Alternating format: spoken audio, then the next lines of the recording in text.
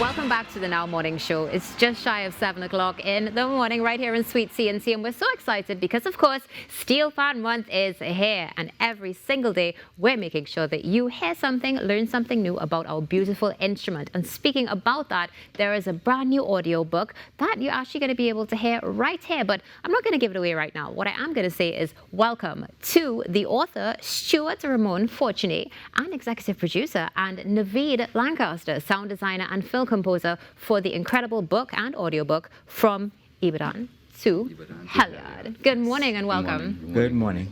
Thank you for being here. It's a pleasure to have you here. Yeah. Give thanks. It's a wonderful Friday morning. And we're so excited for this conversation. I mean, we've had a little bit of conversation about this before, but now it's in its prime. Before we get into the details, what inspired you to write the book, Stuart? Well, I will say the same thing I've been saying. During COVID, there was a lot of downtime, and I was doing a lot of binge watching like everyone else. Yeah. Vikings, samurai, barbarians. So every culture had their own history, their own story, their own myth-building tale about their, again, culture. Yeah. So I was like, what our own would look like? So I began to do the research, and I realized that our own was so colorful and so action-packed, you know, and it's multi-layered. So based on the research I did, I was inspired to write the book. So again, it was during COVID, and I was thinking whoever was able to plant seeds now will be able to reap the benefits afterwards. So I decided to dive into that project, keep my mind, you know, thinking and positive, and have a goal and a focus, and that is really what motivated. It might have been self-medication, you know, during COVID, everyone was locked down, but it's something was just driving me to get the story out. But now this is interesting because we know this part, but you opted to turn it into an audiobook, which is not something we see a lot in Trinidad and Tobago. So what inspired that transformational shift? Well, a lot of the people I would have interacted with, they said, boy, I want to read it, but I have no time. Put an audiobook now, so when I drive into work, I could listen to it. When I'm on a plane traveling, I could listen to it. And again, we move into the, well, not moving, we have moved into the era of digital. Yeah. It's very difficult to get the youth, especially who are trying to target with the book, to sit down and read a book, you know? So it's about making it easier for the viewer, the consumer, the audience at all points in time. I feel like you just gave us a little surprise there when you said viewer, but we'll get into that in a little while. Navid, Steel Pan is a central part of our culture and also part of the story. Yes. How were you able to incorporate it into the soundscape in a way that felt both authentic to us, but also emotionally resonant? Okay. Well, as a film composer, my job is to follow the instructions of the director and get what's in his head, you know, into audio form. That's my job. So in terms of this particular book, which is now, of course, an audiobook, the time period from slavery to independence, the steel pans of today did not sound like how it sounded back then. Right. So I had to do some research, find the kind of tones that was used, replicate those tones, and then, of course, have the music support the story. So as the audiobook progresses, the music gets more and more complex because people are now figuring out how this new instrument, since it was created here, how it can express themselves. So in the beginning, it was very simple, you know, hitting a one pan, one note. And then from there, it gets more and more complicated. Sounds like you had your work cut out for you, that is for sure. It took 4 months. 4 months? Yeah, 4 months. And you know, this is the thing, because what we see is a great product, or we hear rather, I'm already jumping forward. We hear a great product and we don't realize the amount of time that goes into it. But we're speaking about it as an audiobook. For what you've also shared there is a lot going on. A lot of research as well. Yeah, and you've also referenced it as an audio cinematic experience. Yes. Why?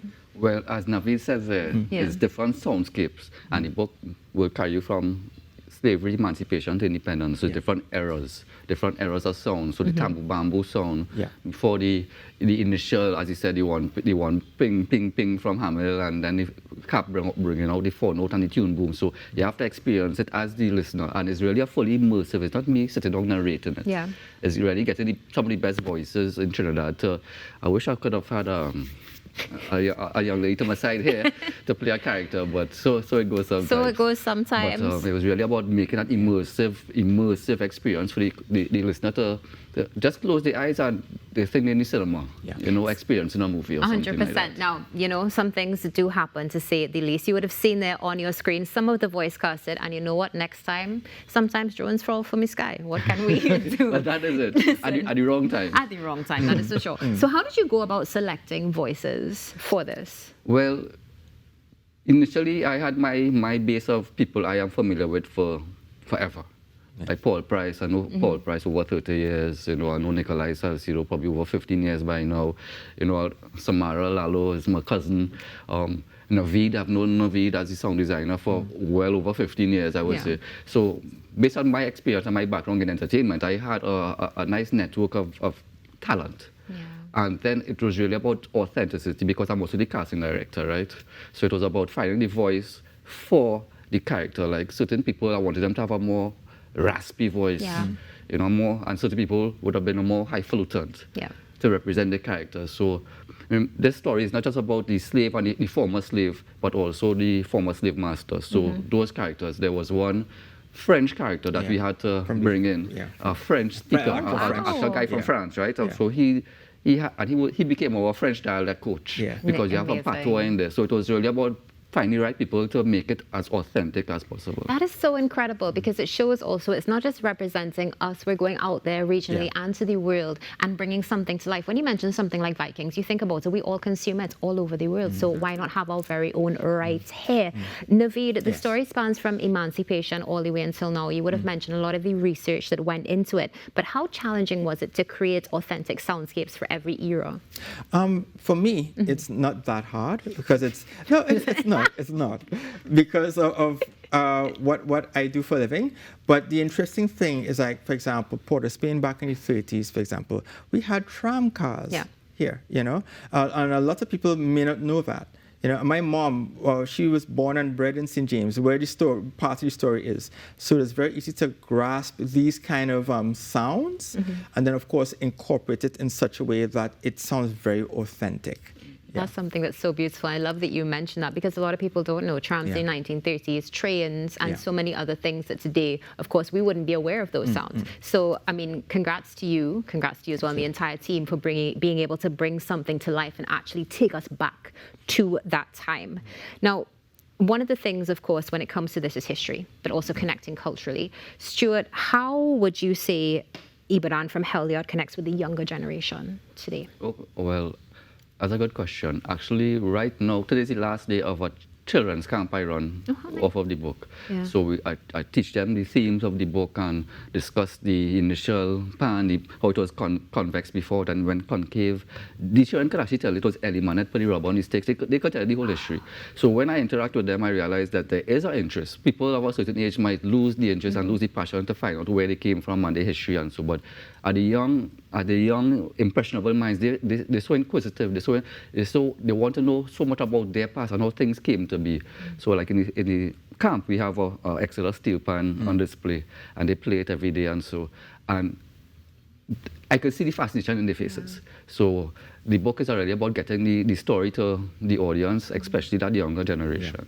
Now, speaking about getting it to the audience, how can people listen to Ibadan to Heliod, and why did you decide to elect one of our very own right here at the TCC Limited Media Network? Right. Well, it was launched Friday, Emancipation Day.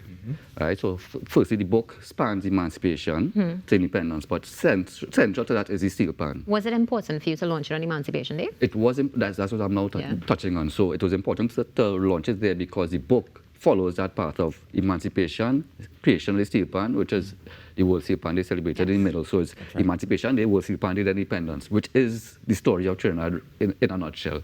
And that's how the book follows it. So I wanted to release the book on Emancipation Day so that it will also follow that path. Going back to your question, if I could... Asking where we can listen to it. Right. So I wanted to have it available for free for this month. Yes. So I have it playing on Talk City 91.1 FM. So it's been playing every day. Yes, it's been playing every day since the 1st, and it continues to play until the 11th. Actually, tonight we're doing a full recap of chapter 1 to 8. and continue. On Independence, on the Steel Pan Day, on the 11th Monday, we plan to have the whole thing played. Excellent. Well, Navid and Stuart, thank you so much for joining us, and thank you so for the much. wonderful work. It's a pleasure to have you, and looking forward to having you back again soon, because I feel like there's more coming. Trinidad and Tobago, stay tuned. There's more coming up on the Now Morning Show right after this break.